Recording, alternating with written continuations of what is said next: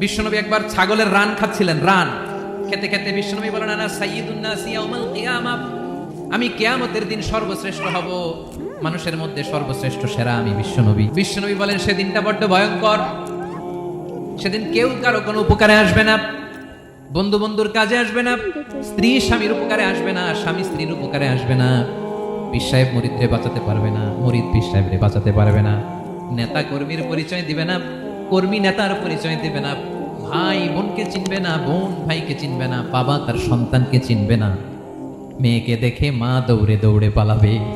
বড্ড ভয়ঙ্কর দিন। বিশ্বনবী বলবেন জমিনটা এখনকার মতো থাকবে না, পুরো জমিনটা সমান হয়ে যাবে, ফ্ল্যাট, এখন তো গোল, তখন ফ্ল্যাট, সবাই এক জমিনের উপরে দাঁড়াবে, সূর্যটা মাথার কাছে চলে আসবে, সূর্যের গরমে মানুষের মাথার মগজ গলে গলে কানের ছিদ্র নাকের ছিদ্র দিয়ে বেয়ে বেয়ে পড়বে।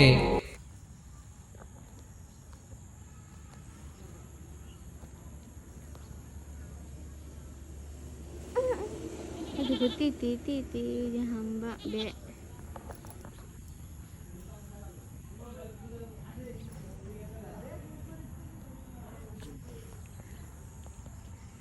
Nare